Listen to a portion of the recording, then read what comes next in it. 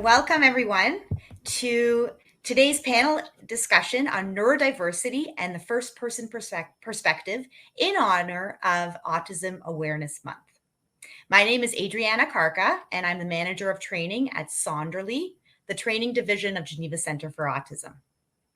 Today's panel will be led by Dr. Kerry Magro, an award-winning national speaker and best-selling author.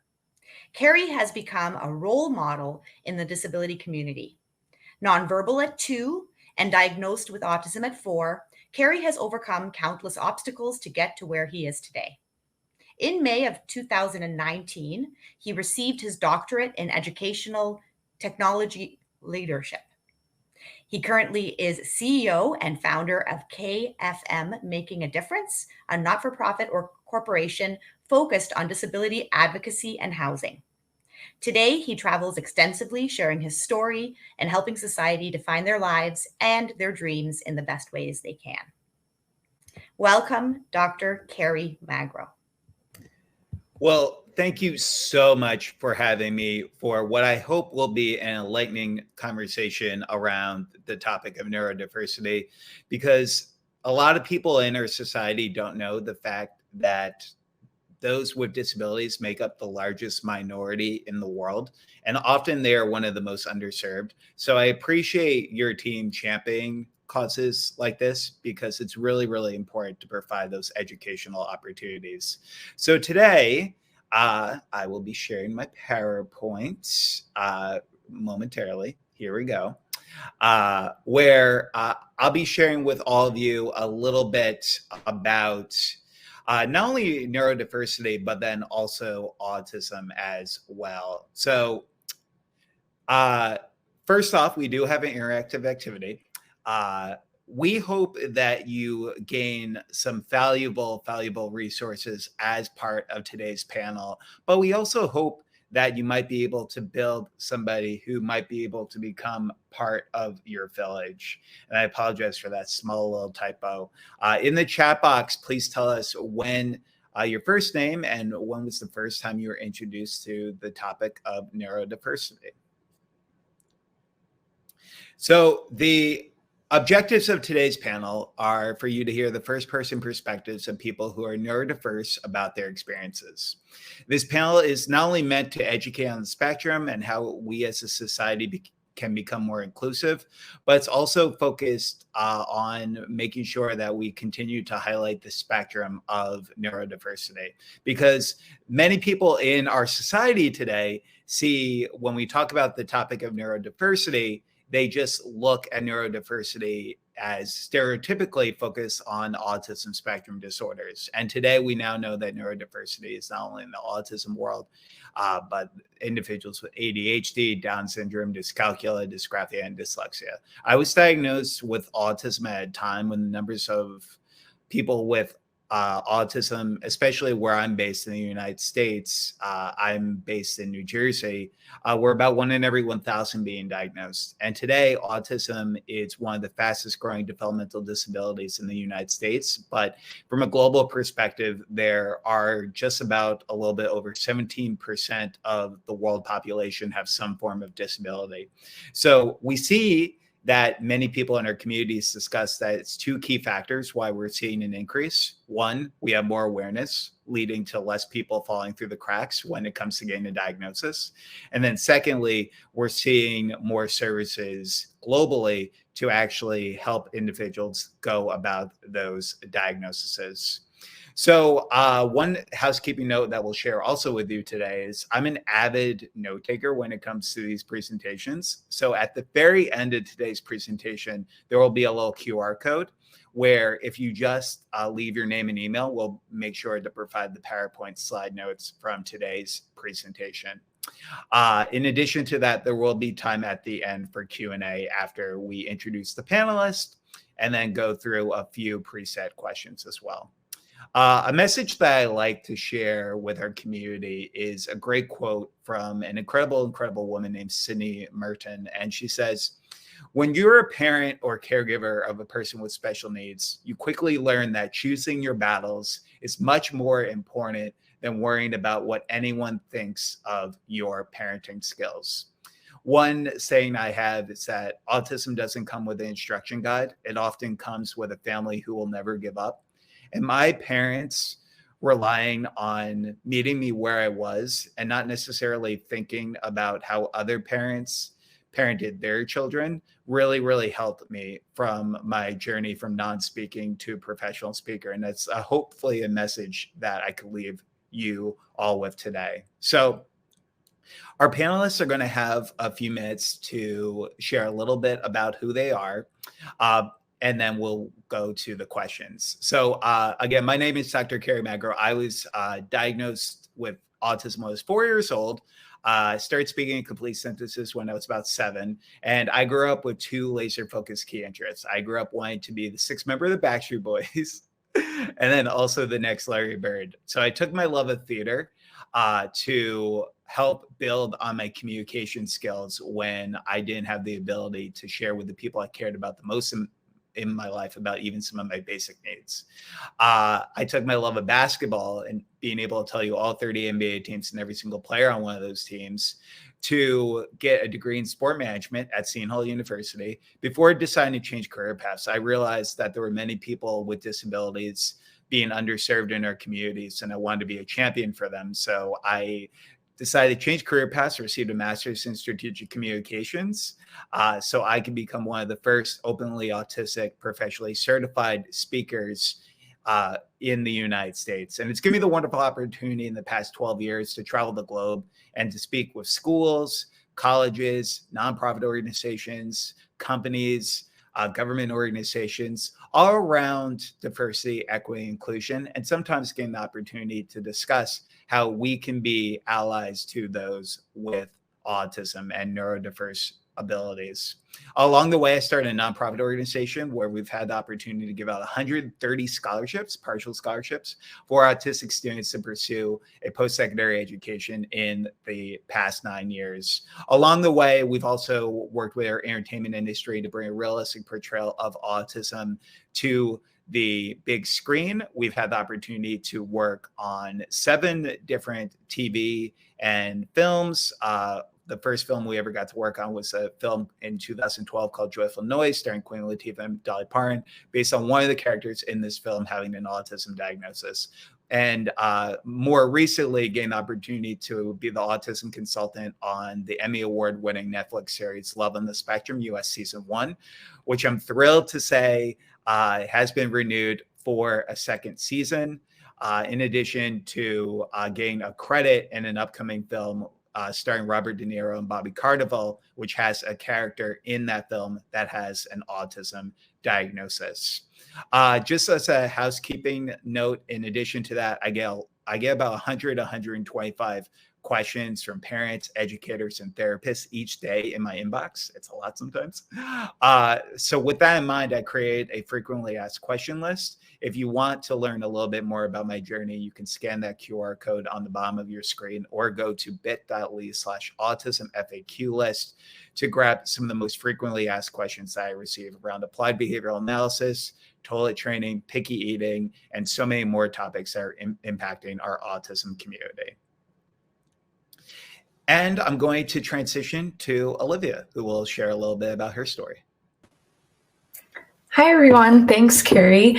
My name is Olivia. I am 27 years old, and I'm from San Diego, California. I was diagnosed with autism 3 years ago when I was 24, and it was the best day of my life because I finally had all of my unknown questions of why I am the way I am answered. And in the past, I was a sports journalist, and growing up, that was my personal special interest was sports and writing. And so I combined the two into sports journalism and something that I thought I really wanted to do for the rest of my life.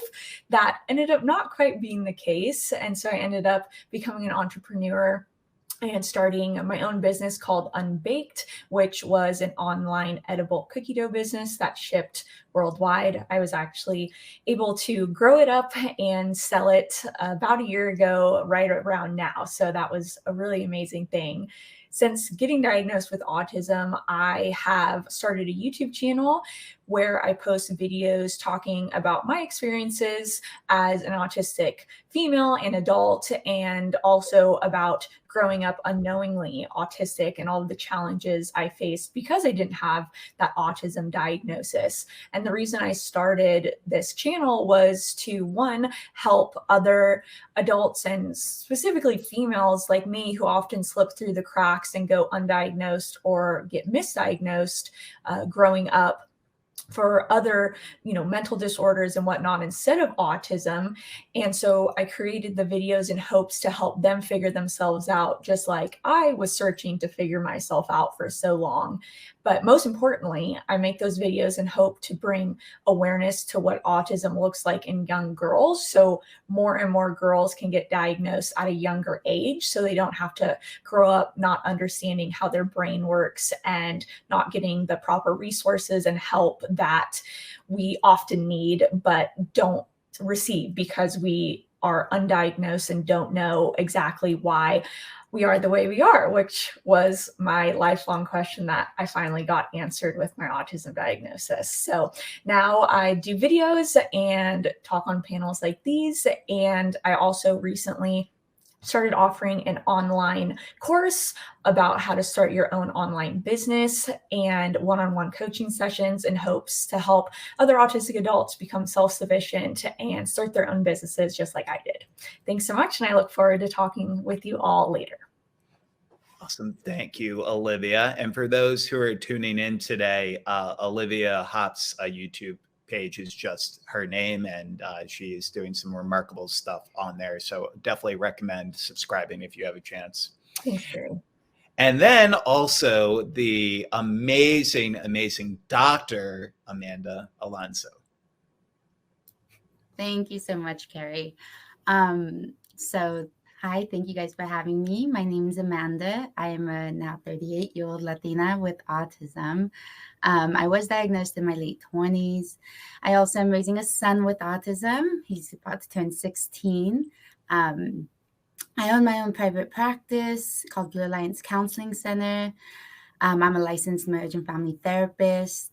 And like Olivia, I also entered a field that is very my special interest, which is the human brain and human behavior.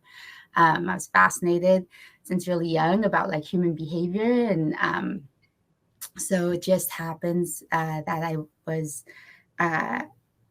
guided into that field. And luckily, I'm able to do something that I absolutely still love till this day. My focus is on trauma and neurodiversity, specifically autism in women.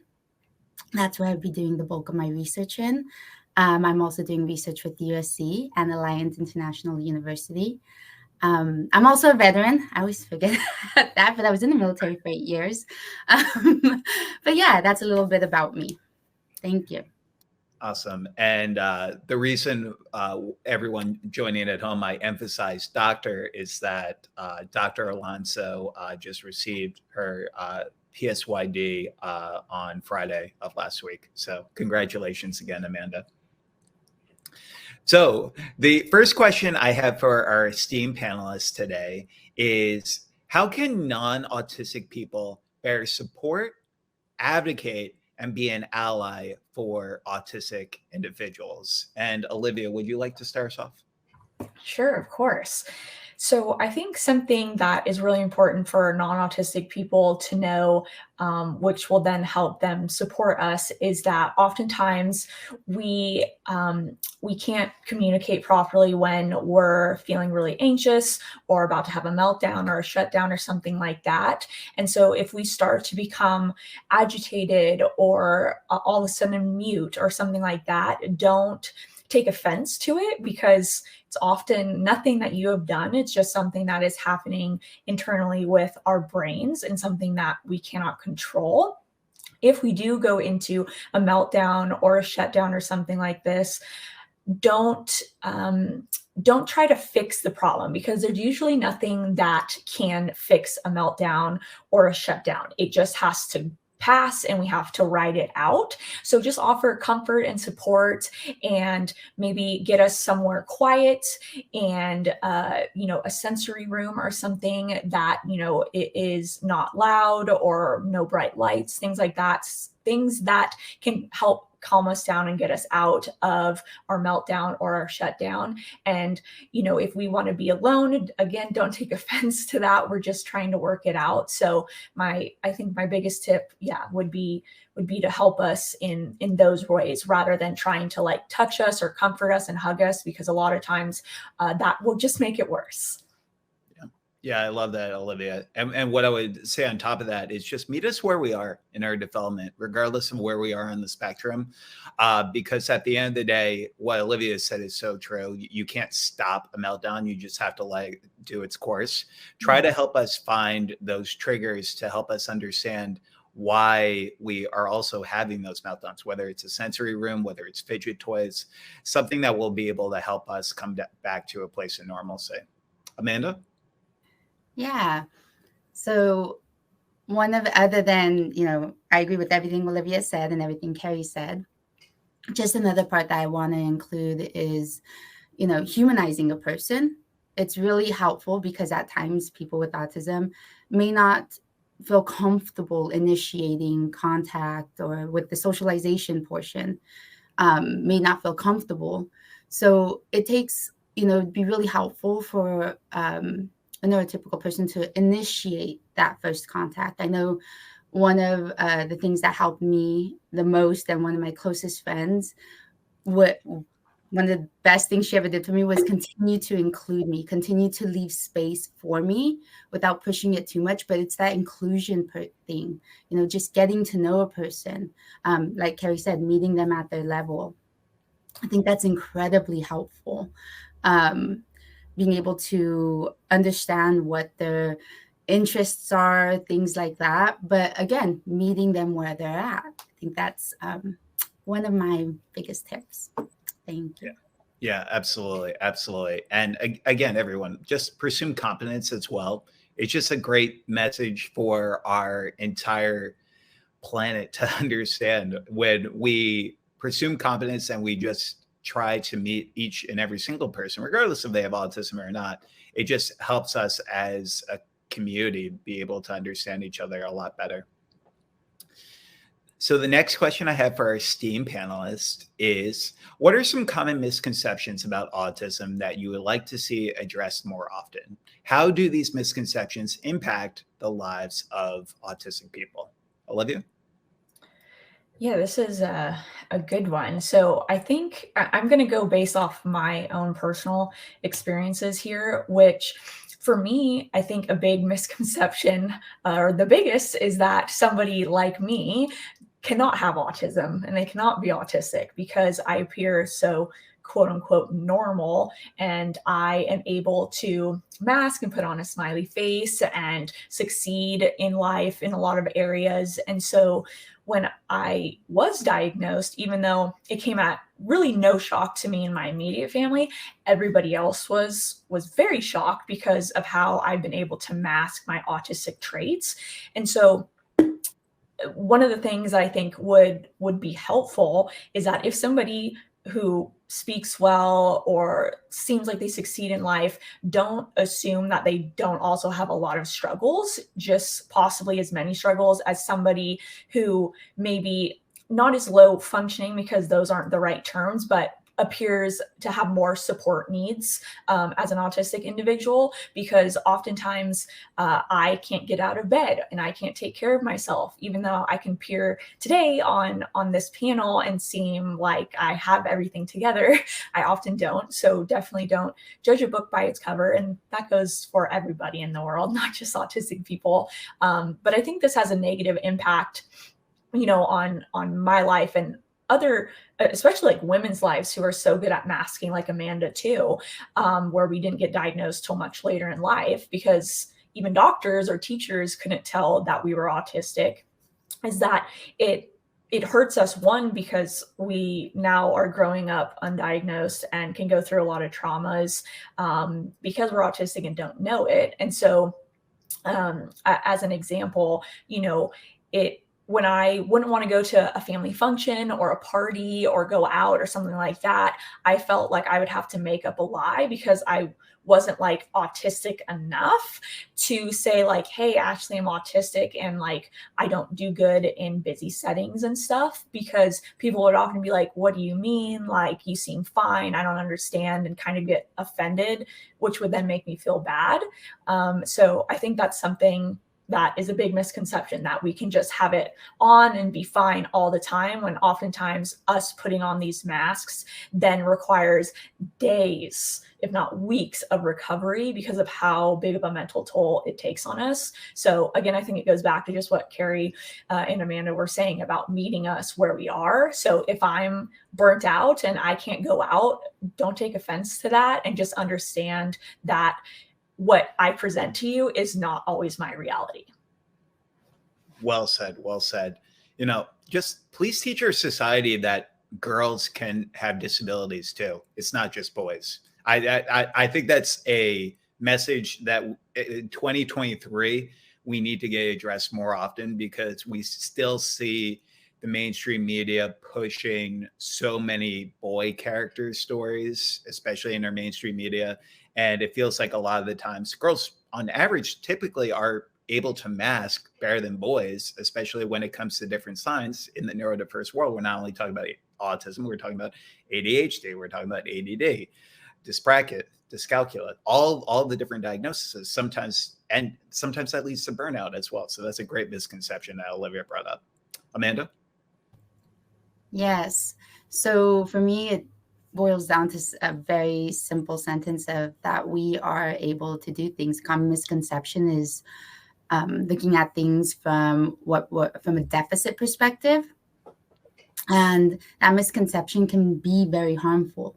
When my son was diagnosed, because he was diagnosed before me, one of the first things, and I'm always thankful to this woman, when I had to go and do a meeting, or it was a meeting type of thing, and she said, keep that bar high. Keep your expectations still there, the same expectations you would have for any of your other children.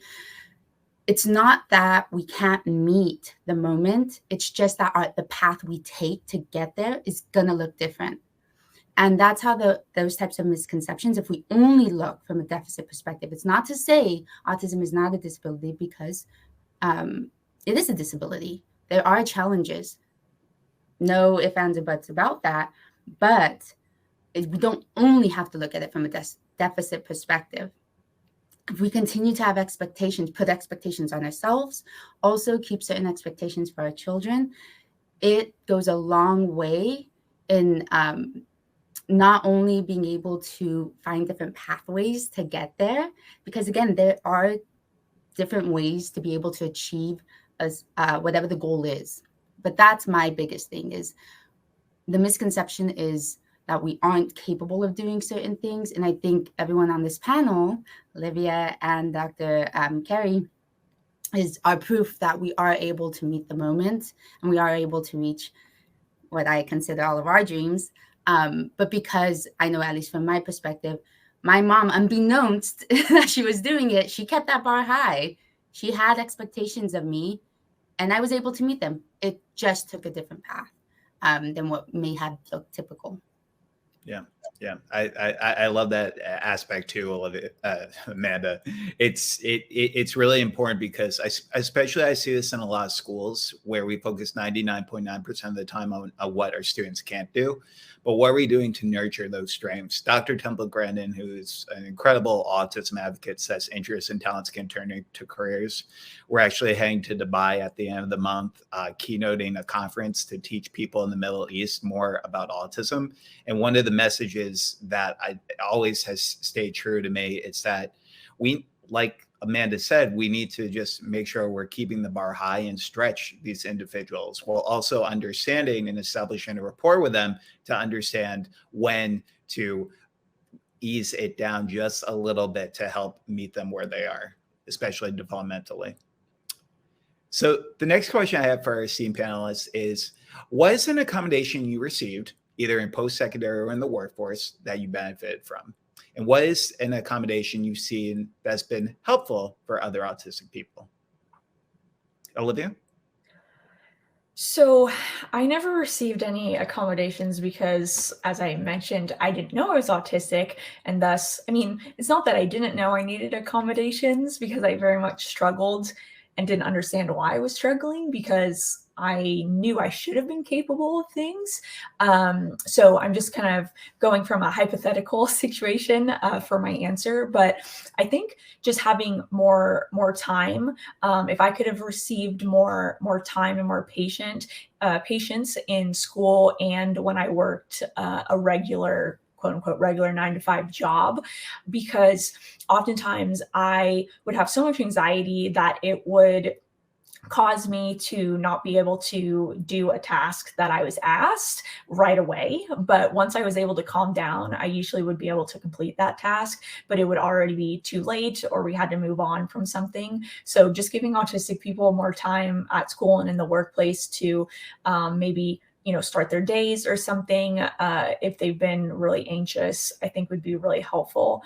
And just grace.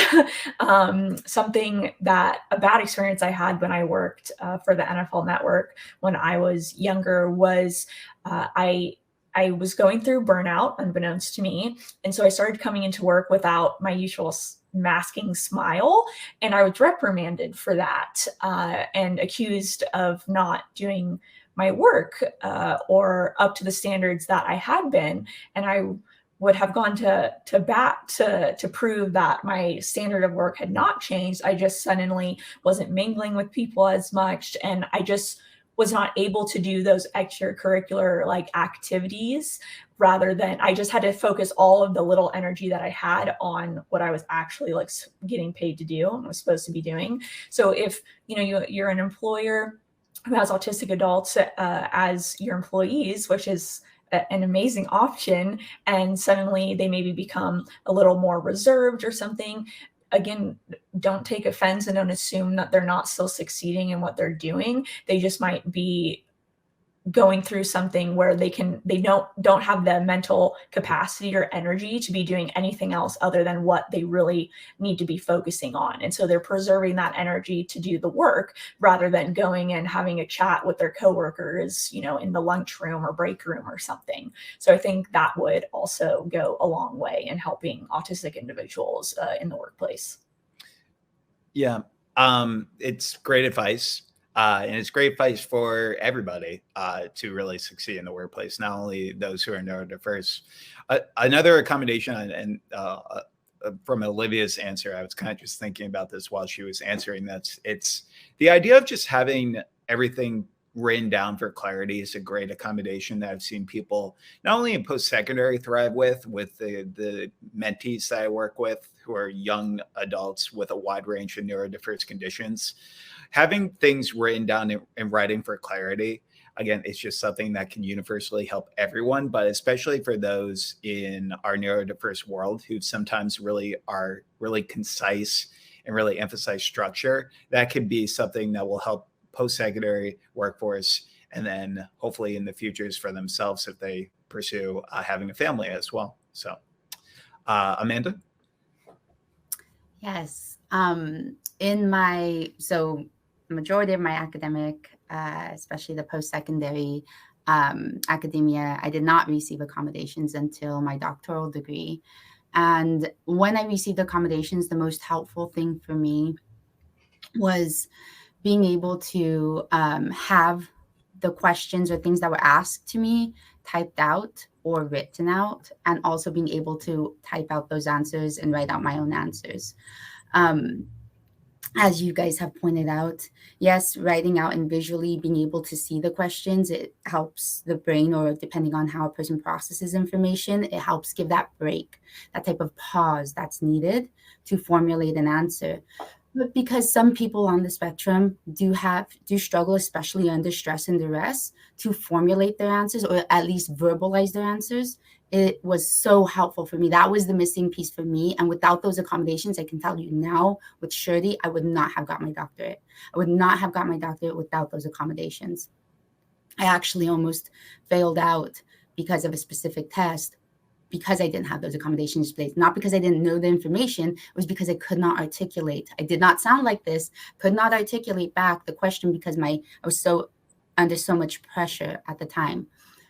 Once I got my accommodations in place, I passed on my first try. I was able to go through with ease, and it was as if just a weight was lifted off my shoulders. But it took putting, not only just going and asking for accommodations, but having to stretch the mind and think outside of the box on what exactly is happening in the room for a person, and then being able to apply the accommodations in that way. For me, it was not being able to articulate.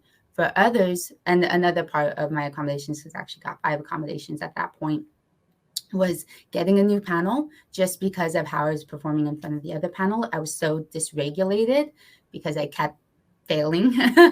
But the other part was being able to take extra breaks. It's the simple things. It doesn't have to be something like intensely creative. It's the simple things that you may not think of at the time that you just need to breathe. But you need it written out so others know the reasons why, especially in an academic setting. So I thought that was really helpful, because having it written out like that in official form, these are the accommodations, I didn't have to do all the legwork of having to explain to them the reasons why. There's a whole process that's a place set up. Most college campuses have an EOS program, a disability program, and they get to do that work. That work doesn't have to be on our shoulders. And connecting. As soon as you enter any campus, go connect with the disability program. They have an immense amount of resources. They have scribes. There are so many resources that I didn't even know about. And mind you, I'm advocating for my son and I get the resources for him, but I, for some reason, couldn't apply it to my mind. But yeah. Awesome. So well said, both of you on this. But one of the things I was thinking about when Amanda, you were just speaking, is I love the idea of disclosing right away to a potential university. My accommodations when I was in school were extended time on test, a private room for all my tests, in addition to a scribe, which I was so thrilled Amanda mentioned because I forgot about. As a 35-year-old, I've been out of college for a few years, so I'm already forgetting all this.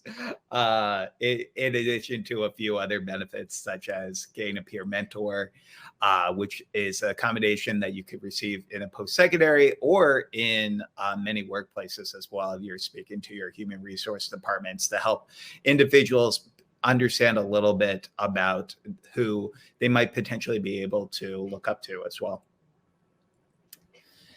So the next question, sorry, go ahead. I wanted to add something on sure. to the last question real quickly.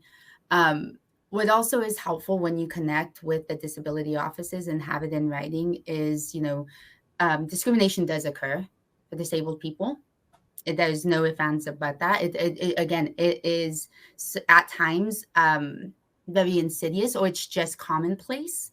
Microaggressions happen. So by going that route, it allows not only for you to feel as if your voice is empowered, but then you have documentation. You have something you can lean on. Because in the room, if you just request it and have that conversation with your professor, there can be blowback. You can be discriminated upon, unbeknownst to yourself, that it could happen. So that's why it's so essential and helpful to go that route of getting the support of the school, and legal support helps back that up.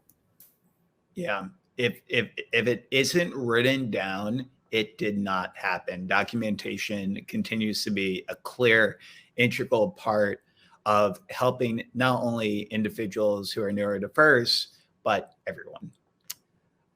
So the next question I have for awesome panelists are, there's often debates within the autism community about language, such as high functioning versus low support needs, and then also discussing person first language, which would be person with autism, or identity first language, which would be an autistic person.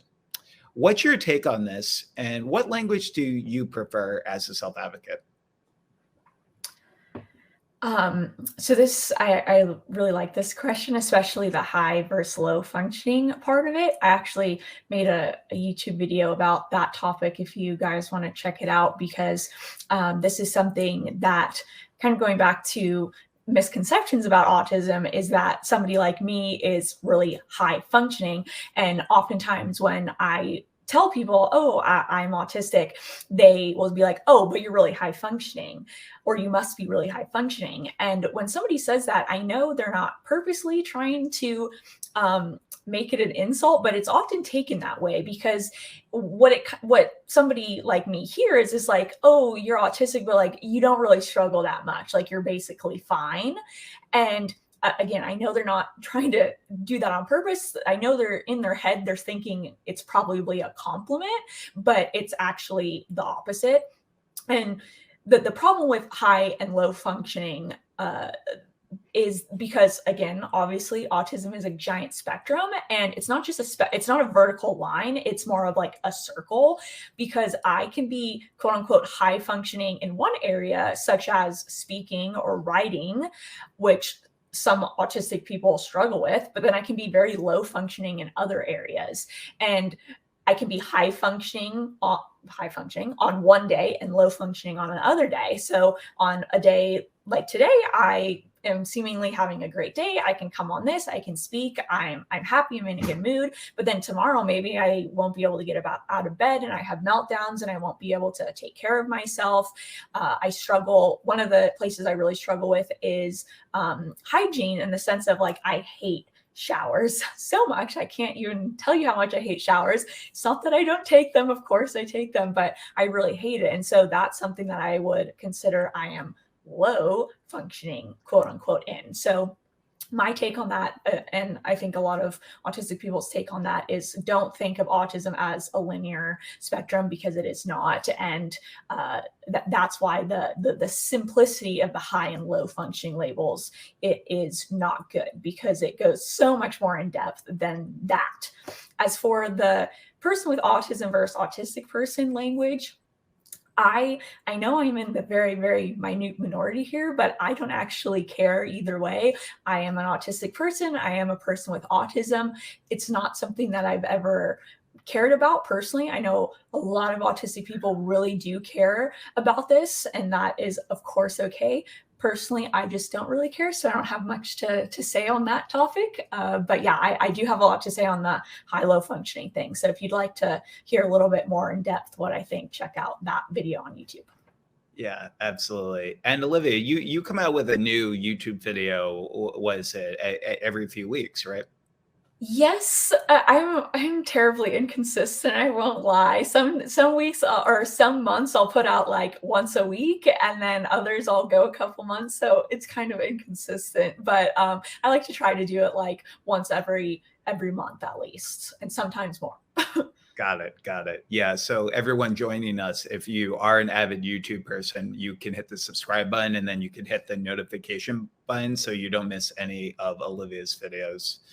One thing I will say, just from the perspective of person with autism versus autistic person, is that it feels like a majority of people who have lower support needs feel validation by using identity first language. But my kind of principal thought on all this is that we should just use the language that the self-advocate feels most comfortable with, because I kind of side with Olivia a little bit on this. It's like, I really could care less, really, person with autism, autistic person. I see so much infighting, especially in social media, and people just tearing each other down and bullying each other, when I would prefer all of that energy be put towards grassroots movements, towards legislation that will help individuals with disabilities today get more resources, insurance reform, other areas that are impacting our community today. Amanda? Can I just add one thing, Kerry? Oh yeah, sure. Absolutely. No, just on that topic and talking about my YouTube, like Kerry was saying, I get some, because I'll use both either way, because I don't think about it. And a lot of times will get mean or rude comments on my YouTube videos that I'm not saying it correctly or whatnot. And so I agree with Kerry. It's like, instead of tearing down somebody who is in your community of autistic community, on something so like little, in my opinion, again, it could be big in their opinion, that's completely okay. But it's like, why try to bully me about it when you could put your efforts into something much more important, just like you said, Kerry. Yeah, make it productive. I mean, in my frequently asked question list, which I shared in my bio slide, one of the things I bring up is the topic of, not to get too off topic, but applied behavioral analysis, and how when it started off, there were so many people that were saying that I was taking away the autism from individuals. And don't get me wrong, there are some there are some practices that don't do ABA well and lead to a lot of challenges for autistic people. But when you find the right practice and find individuals who are trying to help with behaviors versus taking away the autism, it can be very, very beneficial. And sometimes when I bring that up, I get bullied because of that. And it's very, very unfortunate when we could be having more constructive conversations towards actually building towards movements in our disability community. Amanda? Yeah, I'm just going to say I'm in agreement when it comes to any type of identifier that a person chooses to use. Someone else trying to say, no, you're supposed to say it this way. I can speak about my own community, like Latino community. If I call myself a Latina, I used to call myself a Chicano. I can say I'm Mexican-American. I can say I'm Puerto Rican, Mexican-American. There's many identifiers that over the years I have chosen to use in certain language that I have chosen to apply to myself. Where it gets unhealthy is when I say, you can't call yourself that. You can't say that. That's unhealthy behavior, because a person can and should be able to identify what they're comfortable with. So me and my son both say we have autism. We grew up with that language. When my son was first diagnosed, we grew up with that language. We still feel comfortable with that language. I can transition between both. I have no issue with it, because that's when it gets so narrowed into what's being discussed that you forget what's the purpose and topic of this, of advocation. It kind of gets lost in the mix. It's not to say that words don't matter. Words absolutely do matter. Hence why you are able and should be able to identify the way you choose to identify. Another part is when it comes to functioning labels. Yeah, a big part of, at times, again, where infighting can happen is when the diagnosis first came on and the transition over the years, it takes a bit for what the medical and mental health community and the language that we utilize, and at times how it can differ from what society's language and the language that people themselves want to utilize. There's at times can be a gap. And it's with multiple diagnoses, by the way. I have a huge book this big that I use with small little writing that I have to go through every day. Like, just make sure I'm very brushed up on it. And it gets revised every couple of years when it comes to diagnosing and what the medical model looks like, things like that. So going based off of medical terminology and what a person themselves are comfortable with, I think that's really important. When you yourself want to be an advocate or advocate for others, just keeping that in mind, let the person themselves, when you have those conversations, they'll tell you if they're able to, if they have the language to be able to tell you. But that's the biggest part when it comes to language and just how one identifies. And when it comes to functioning labels, now we use level 1, level 2, level 3. We also have 5 diagnoses that got put under the umbrella of autism, but we also have a new diagnosis called special communications disorder that a lot of people don't know about. So this is the part where it's unknown because it hasn't trickled down yet. And the online space, in my experience, the online space, there's a lot of fighting about semantics and that, the differences when someone says they have Asperger's, because it's still utilized in other parts of the world. It's still utilized, or high-low functioning, or levels, or high-low support needs. It gets so aggressive online, but in person, my in-person people, my friends who have autism, my son, we're just going about living our lives, and we're not really arguing about that stuff. We're more trying to get our needs met. So it's at times can be such a differing space. But yeah, it is unfortunate because I've been aggressively attacked and harassed because of my own utilization of what I call myself, or how my son identifies. It used to get aggressive. Now I learned how to manage it a bit better, but yeah. Oh my goodness. I can't wait for both of your books to come out because I will be there at the midnight like book premiere, like literally the ribbon cutting and then ribbon cutting, or just I'm just saying because I could listen to both of you all day because after all the panels we've done over the past few years, I learned something new about each one of you every single time we speak. At special communication disorder is something I also want to look up because that's something that's a little foreign to me. I've heard the term, but something I want to research a little bit more into. So thank you for sharing that, Amanda. So I want to thank my esteemed panelists for joining us for today's conversation. And now it's all about you guys. So feel free to write in the chat box any specific questions that you have for our panelists, and we'll try to get to as many as we can. In terms of facilitating, I'm just taking myself off of full screen mode, so you'll still be able to see the slide. So feel free in the comments to ask any question that you potentially have, and we'll try to get to as many as we can. So I was just going to say real quickly, because I saw that question a while ago, and I'd like to answer it for Nelson Liu.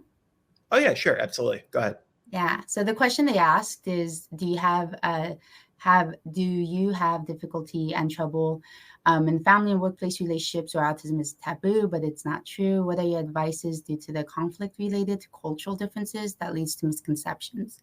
So part of the research that I do, it is on marginalized communities and autism. So far, it's specific to women of color, but for the research that I plan to do and continue to work on and be a part of are that intersection of culture and autism. And the big part so far that I personally have found helpful and why my diagnosis went missed was because there is a language barrier, not just with speaking a different language, but how certain traits are described. So in my culture, we use a lot of old wives' tales. And the way we describe even anxiety is very different. So we have a lot of descriptive language, but it does not translate well to the English model. And it does not translate well to Westernized American culture. So therefore, a lot of my behaviors, like me not speaking until I was 4, it went dismissed as certain old wives' tales. Or they thought I was deaf, but I'm not. But they thought I was. But it was just that type of thing that happens and continues to happen. So a great part is bridging that gap is by being able to, one is, yes, being able to speak on a person's challenges. So if you yourself have autism, or if you have a child and your family at large is not understanding what autism is, being able to bridge that gap by describing, saying the challenges, but then also being able to say a person's strengths by finding that balance, and then also bridging it with certain descriptors that may be a part of that culture.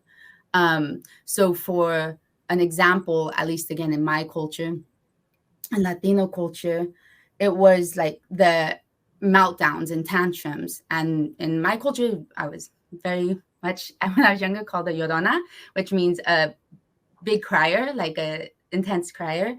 And it's being able to explain and use that language, like, yeah, she is crying, she is turning red in the face, and she is having what we would use in American language, a meltdown, but I wouldn't say she's having a meltdown because that gets missed. In Spanish language, what does a meltdown even mean?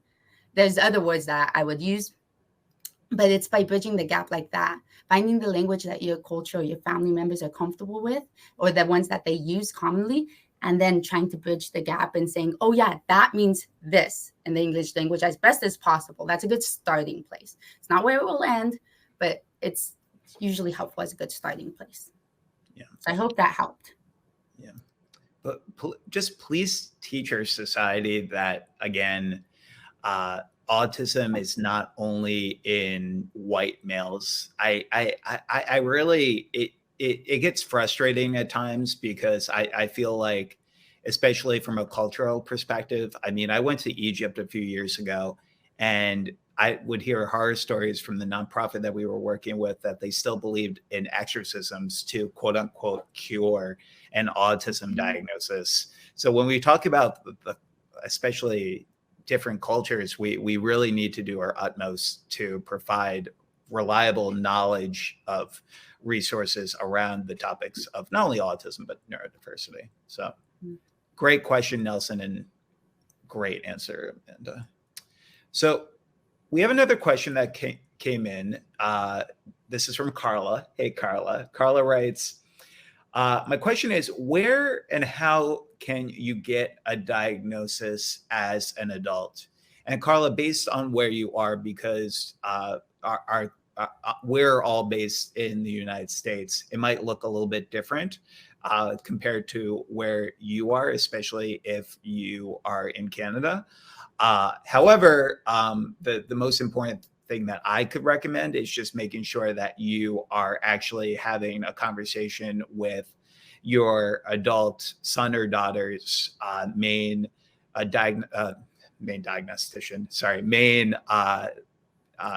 physician, because that's a great way to have those early conversations around that topic. And then also just continue to research organizations within your area that specifically focus on disability. I mean, Geneva are like such a great champion for this cause. So I would definitely recommend reaching out to them as well after this initial conversation today.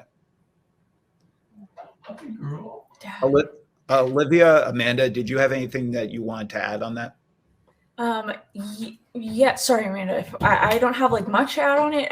Just that it's really, really hard usually to get an adult diagnosis because a lot of times physicians and diagnosticians don't understand what autism can look like in anybody other than, you know, like white boys, like Kerry was saying. And so, you know, there's a lot of misconceptions and stereotypes that the doctors look for, which may not be true, or a lot of times autism presents itself differently in women. So I do another video on this topic, but again, it's towards just the United States.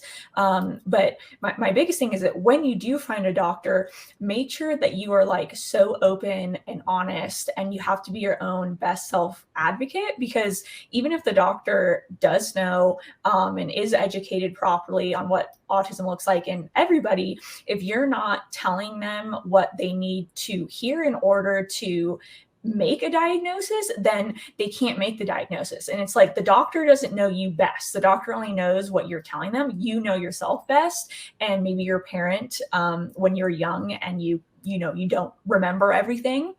And so just being so open and honest is so important, because the doctor can only use what you're telling them. So make sure you're just super open and honest, even if you're embarrassed or ashamed or something. Like, don't be, because you have nothing to be ashamed or embarrassed about, and just be as open and as detailed as you can.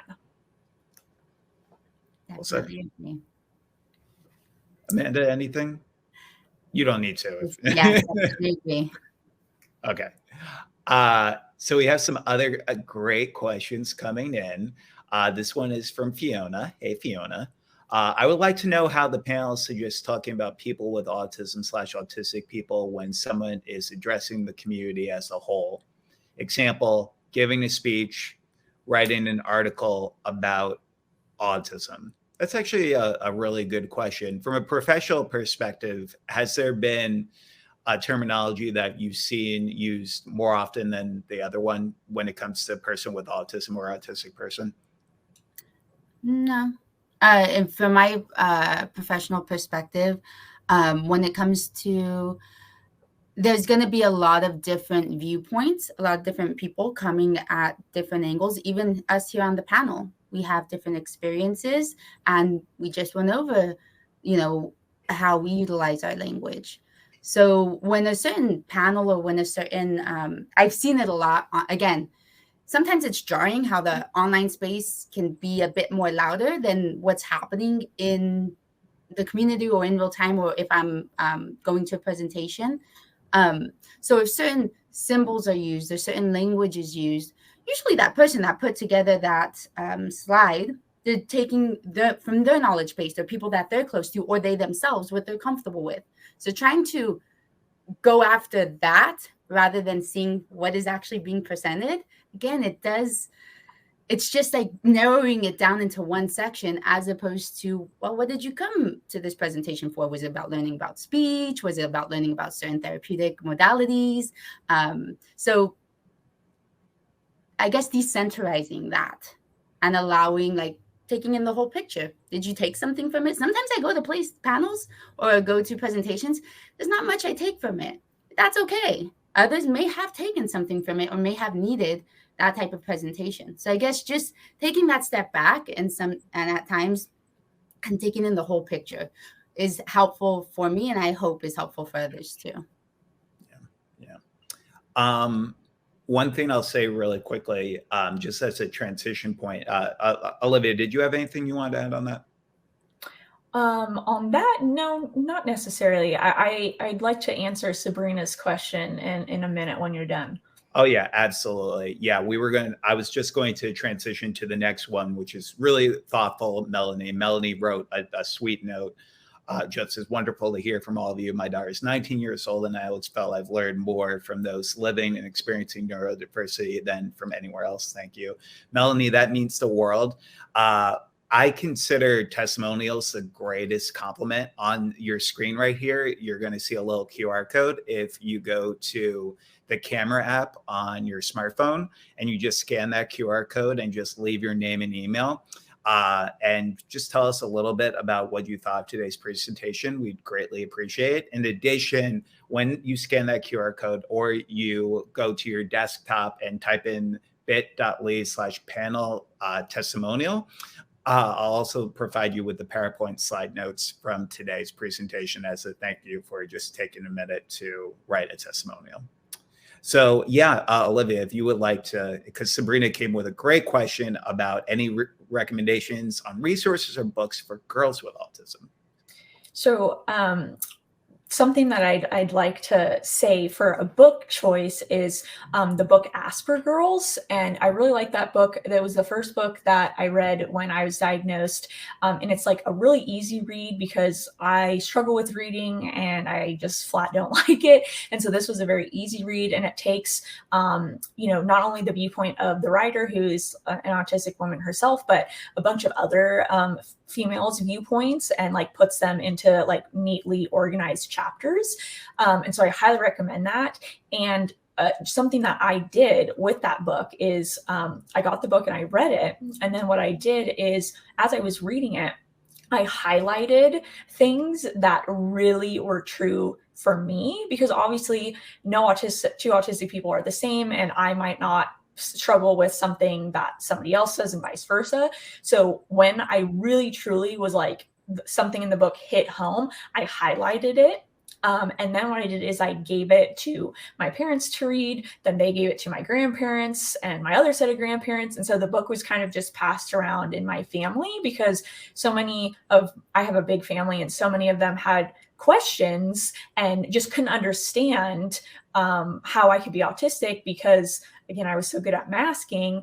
And so this was just like the perfect way to allow them to have a better understanding, because I didn't have to have like a face-to-face conversation with them, because that can be nerve-wracking and I can forget what I'm going to say, kind of like Amanda was saying earlier on a different question.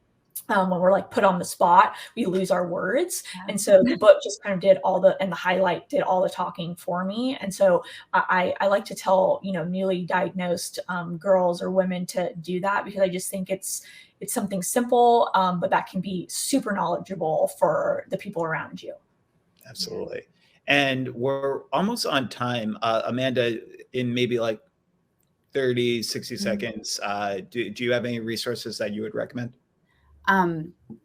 So mine is more of, and I love what Melanie said about Temple Grandin, Jennifer O'Toole, because Temple Grandin was going to be one of the resources I recommend. Also, catching her movie on the HBO one of her life story. To me, that was life-changing. For me. I still watch it annually for me, because it really gets me, because I was like, oh my God, I saw a lot of things. But anyways, The other part, though, is also just entertainment-wise. There's a great autistic author. Her name is Helen Huang, and she makes a series of books, and one's called The Kiss Quotient. And it's more along the lines, it's not a resource, but I think those are helpful too. It's a woman with autism in romantic relationships. But those things are helpful too, just being able to see characters. Like we all consume entertainment, right? Like movies and books. So just being able to see characters that have autism and seeing them in like real life settings, but like just for entertainment purposes, I think goes such a long way and is so helpful. Because I don't know about you guys, but I love Harry Potter, and sometimes when you can see yourself in those characters. So I think the same along the lines of just finding books that are entertaining, but with autistic characters, protagonists, antagonists. I'm not sure which one it is. I love that, because they're Newt Scamander from Fantastic Beast. A lot of people believe, similar to Sheldon Cooper on The Big Bang Theory, that both of them share a lot of autism traits. So even though they've never been formally diagnosed, there's a lot of people who actually feel that way. So just as a wrap up, because we had some great questions that came in today, and just as a housekeeping note, Katrina, the movie that Amanda mentioned was Temple Grandin. It's available on HBO Max's streaming service.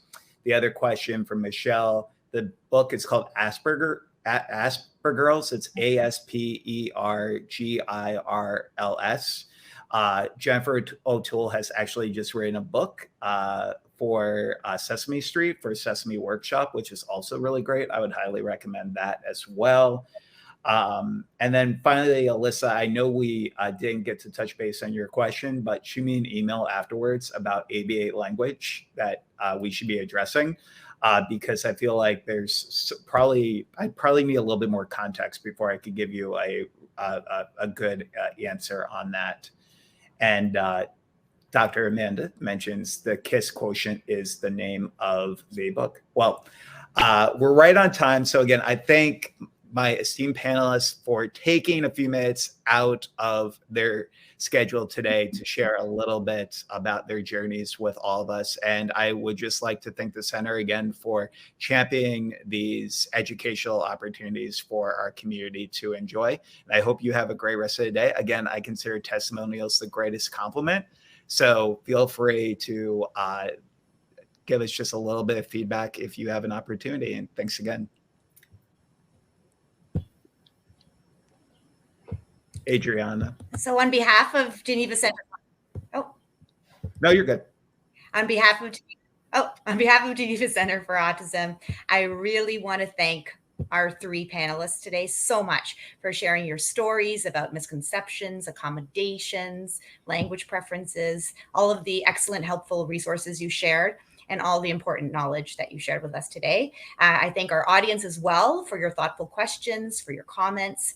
And I want to let you know that you will all be receiving a link to a recording of today's panel. It'll come in your emails. And we also encourage you to continue to follow Geneva Centre for more knowledge sharing. We have a biannual international symposium, Saunderly online training, as well as regularly scheduled virtual events.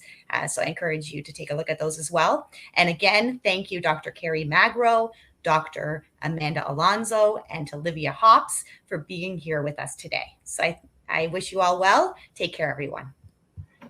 Bye, everyone. Thank you.